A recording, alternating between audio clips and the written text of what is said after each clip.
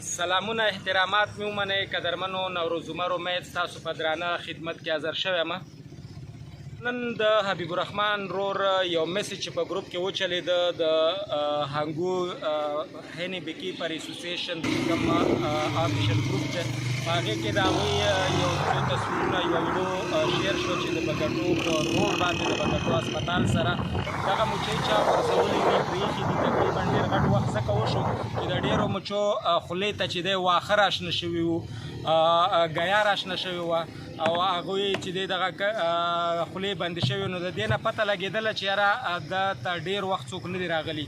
دوهمه خبره دا ده چې دی سره پخوا کې خوړ دی دغه خوړ په دې باندې راختلی دی ډېری به یکسي چې دی لاندې کړي دي اوبو او هغې ته اوبه ورغلي دي ډېره زیاته ښه مچۍ ده ډېره زیاته مضبوطه مچۍ ده کومې پیټۍ چې دلته شته ورکې او خو ده بېغوري کړې ده تقریبا چې نوي نوي نو دا 15 پیټۍ چې دي د ده ځایه شوي دي هغه ختمې شوي دي او نورې کمې پیټۍ چې دي هم ډېرې زیاتې زبردستې پیټۍ دي دی دې اوس هم که زمونږ دغه میسج اوري دغه غږ اوري چې په هر ځای کې وي مونږ ته دې ووایي چې یاره مونږ څه وکړو ده سره څه کومک کولی شو د دې ځای نه یې اوچتې کړو کوم طرف ته یې ویسو مونږ دې پوه کړي مونږ به دا کومک ورسره فی سبیل الله او د الله رضا دپاره وکړو.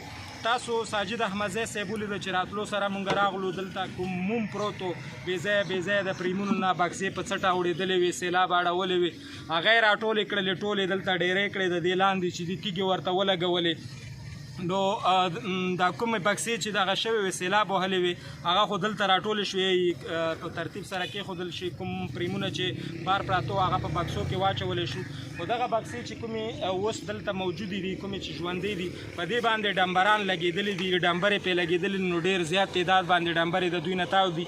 ساجد احمدزی صاحب په سخت باران کې راته ووایي چې یاره امید صاحب ورځو دغه مچۍ ځکه چې دا ژوندی مال دی زموږ رزق د دغې مچونه دی نو دغو سره موږ ته مینه پکار دی او د دغوی چې دی حفاظت پکار دی که د هر چا وي نو موږ به د دې حفاظت کوو او دا به سنبالو. نو راغلي یو دغې ځای ته او تاسو ولیدل چې دغه پیټۍ موږ راټولې کړلې دلته هم ځای په ځای کړلې که د هر ورور وي چې دغه ویډیو ګوري دا ویډیو ورته ورسېده نو دا ویډیو شیر هم کوي تر څو هغه مالک ته ورسېږي او هغه د خپل مال نه خبر شي چې یاره ما مال اوس په کوم حالات کې دی مال یې ډېر زیات ګډوډ دی او ډېر زیات په بد حالات کې دی ژوندی شی دی او بلکې زمونږ ټولو د دې نه رزق دی د دې کم از کم حفاظت پکار دی. ساجد احمدزی صاحب به در سره خپلې څو خبرې شریکوي.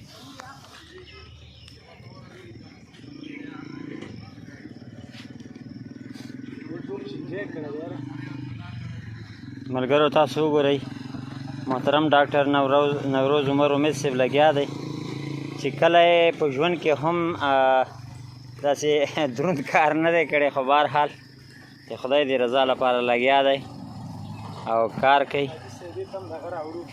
تیږې بلکل امید صاحب زه درته تیږې راوړم یو منټ.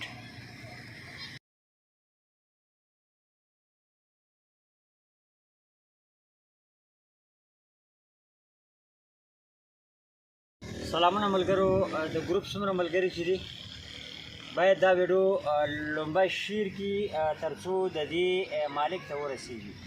موږ به همدا کوشش کوو چې موږ ویډیوګانې تا ته کوو وخت په وخت باندې چې خپل مالک ته دې کوم نقصان یې شوی دی کوم هغه زیار باسلی تکلیف یې باسلی پیسې پرې ورکړي دي خو له بده مرغه چې اوس ما امید صاحب دلته راغلو نو امید صاحب تاسو ته پیډۍ ومښیي چې ویلنې کړي دي بلکې فریمونه یې ټول جنجن شوي ژوندي کړي پتنګ ویلي دي ټول ګډې وډې پرتې وي نو کم از کم د خدای په لیاس خپلې ملکو ته خپل دولت ته خپلې دنیا ته سپک مه ګورئ.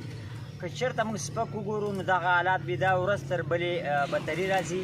نو کوشش وکړئ چې هر چېرته یې د دې مالک دا تاسو را پیدا کړئ ورته ووایئ چې تاسو راشئ مچۍ هم خرابې شوي دي. واقعیت ما یو څو پیټۍ وکتلې په دې کې چې کومې ژوندۍ پیټۍ پاتې دي ښې پیټۍ دي له شپږو نه پورته دي 7 پریمه 8 پریمه بلکې نورو پریمو ته هم راوښتي دي. نو کوشش دې وکړي چې خپل مال ته راشي او دا مال بې ځایه کړي که بې ځایه کوي هم نه دلته جوار ډېر زیات دي کم از کم را دي شي دې ته دې تیږې لاندې کړي صفا دې کړي او صفا سوتره دې کړي نو دې نه به مدنه واخلي. که دا همداسې پاتې شي دا شته مچۍ هغه ورځ لرې نه ده چې دا شته مچۍ دا به هم ضایع کېږي ډمبرانې ترې وړي بلکې مرغۍ هم دلته انګو کې شته هغه هم راځي او هغه به هم پرې وړي او لرګی به یې ټول وینې وخوري او لرګی به امید صاحب وینې وخوري. ملګرو زما چې څومره اندازه د امید صاحب تاسو ته وښایي چې د اوبو ډب دېزې پورې راغلی دی. باقي دلته چې څومره پیټۍ پرتې دي د هغې تیږې ځای په ځای دي او مچۍ پیټۍ یې نشته. څه موده مخکې ما امید صاحب کرک غونډې ته تلو او فاروق سهیل صاحب را سره نو موږ دې خوا ته راوکتل هلته ګڼه مچۍ پرته وه. نو بیا کوټ و که کرک و نه پوهېږم په کومې غونډې کې یو ملګري ویل چې هلته زما مچۍ پرتې دي. اوس موږ راغلو یو خو مچو وینا کړې ده ټول او بل د مچو بکسې چې هغه کومې تیږې دي هغه شته او مچۍ پیټۍ نشته. نو دا جوته شو چې دلته اوبه ډنډ کېږي. دا امید صاحب تاسو ته وښایي. نو دا سیند پرې راغلی سیلاب پرې راغلی. امید صاحب تاسو دا ورته وښایي او مچۍ وړې دي چې دا تاسو ته امید صاحب وښایي. دې پلاستیک نه ظاهرېږي چې دلته ډېره اوبه راغلې. امید صاحب بالکل تاسو بالکل ډېره زیاته اوبه دلته راغلې ده. نو دا پیټۍ وړې دي چې څومره زما نظر ده. خو بهرحال السلام علیکم.